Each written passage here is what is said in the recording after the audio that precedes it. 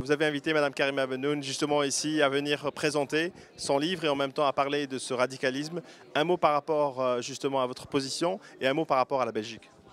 Mais je crois que ce livre est très important parce que ça démontre que partout dans le monde musulman, il y a des gens courageux qui se distancient très très clairement et nettement au risque de leur vie contre ce radicalisme et cette situation atroce qu'on voit maintenant dans le monde avec Daesh, etc.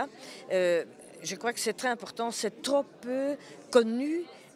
En Belgique, dans le monde occidental, qu'il y a des gens qui sont aussi des musulmans, mais qui sont très très courageux et qui s'opposent à ça. C'est quelque chose qu'on sait trop peu et ça c'est le grand avantage de ce livre du professeur Bennoune. Alors aujourd'hui, c'est vrai que le CDNV porte aussi un message par rapport au ralliement.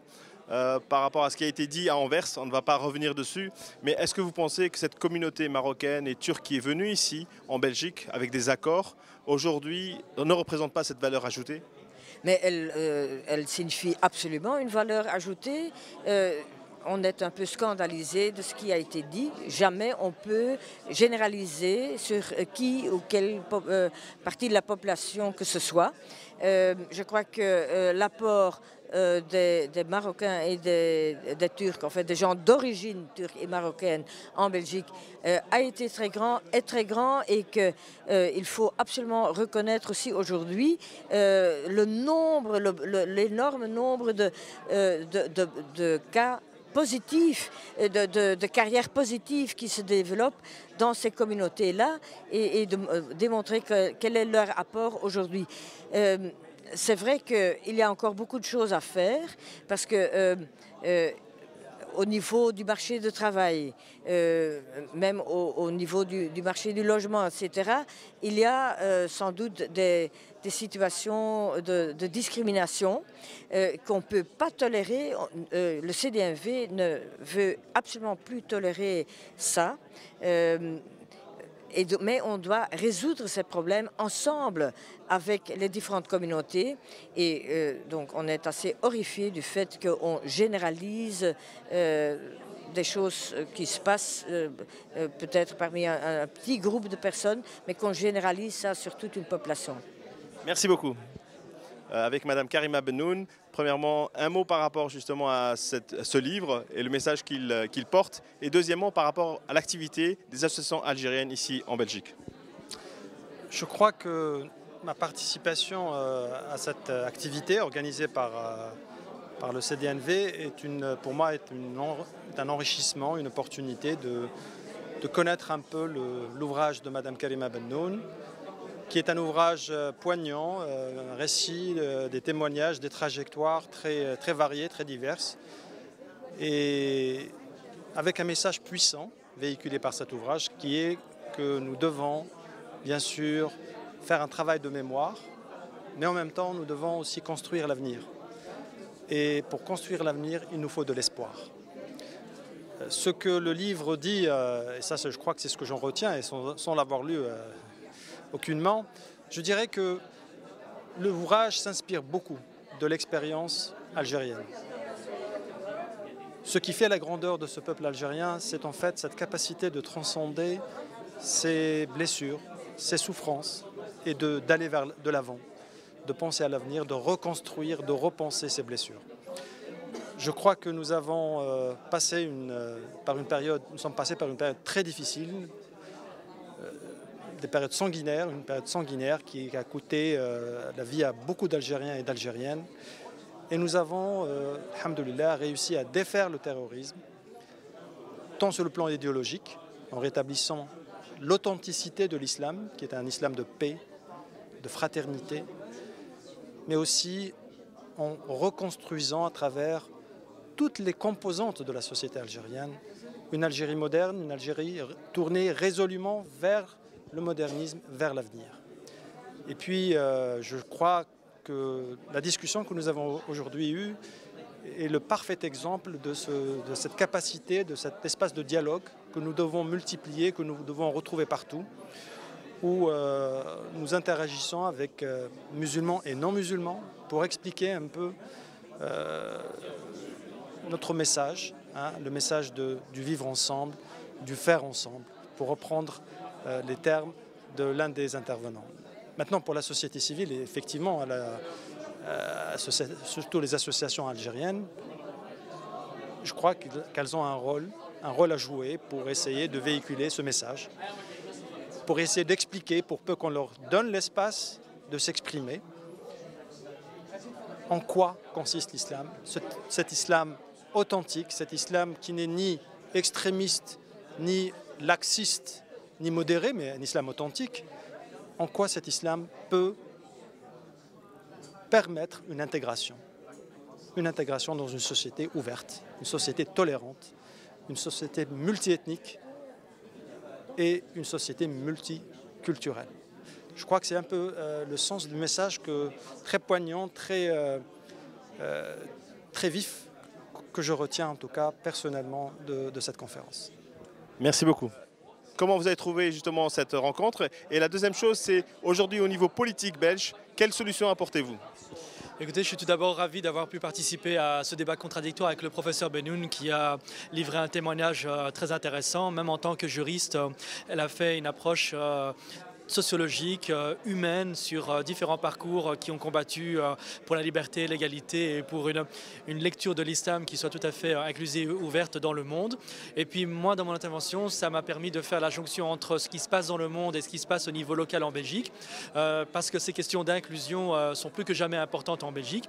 Et c'est très important qu'avec le pouvoir politique, on ait un dialogue constructif, de faire ensemble des choses qui ne sont pas nécessairement des choses qui coûtent très cher, mais qui apportent vraiment du changement au niveau du vivre ensemble, que ce soit dans les écoles, que ce soit dans les entreprises, que ce soit de l'accompagnement, du coaching pour les chefs d'entreprise, pour les recruteurs en entreprise, mais également pour les professeurs et aussi le rôle important que les familles peuvent apporter dans le terme du coaching.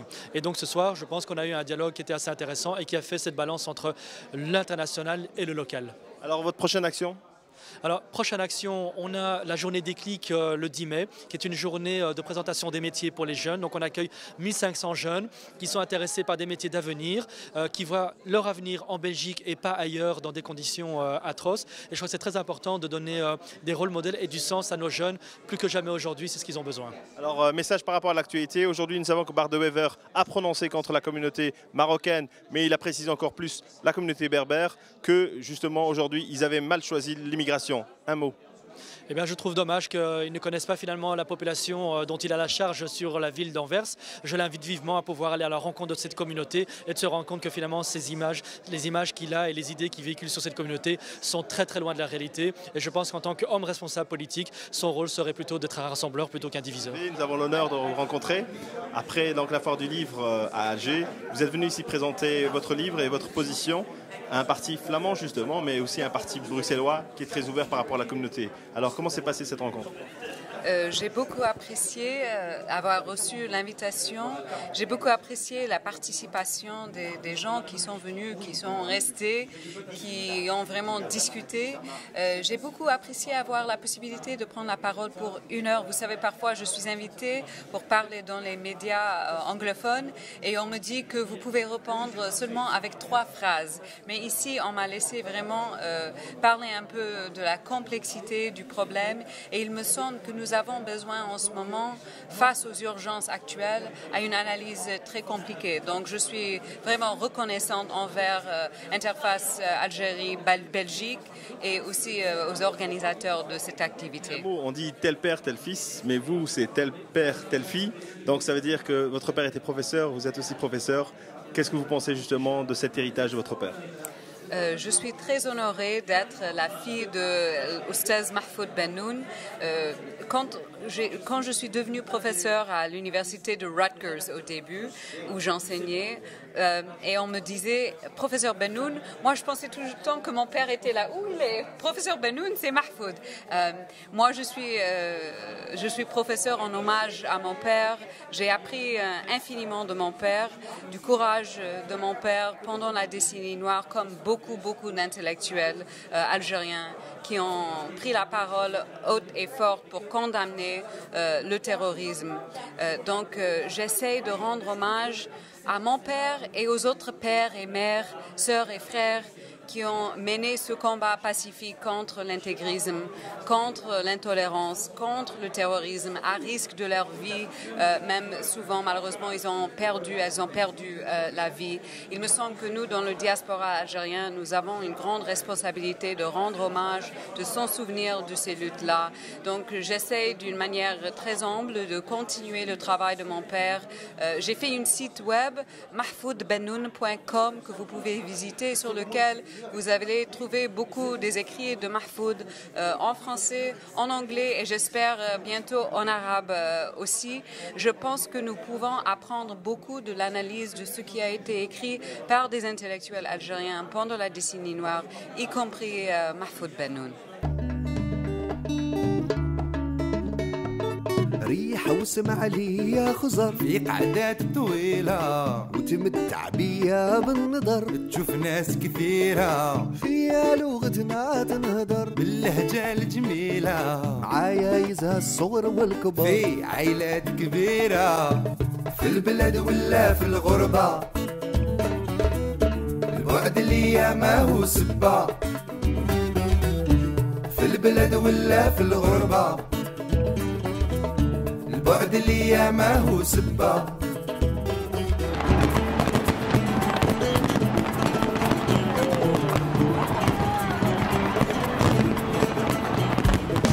جيت من بلاد الشمس والبحر سواحل طويلة وغوابي لونها خضر العادات كثيرة كل وحدة عندها عطر وحكايات جميلة وصحاري فيها تمر في واحات كبيرة في البلد ولا في الغربة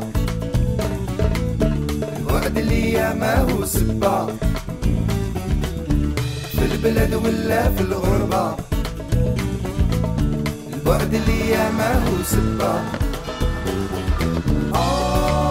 ما هو سبة البعد اللي ما هو سبة دور تي في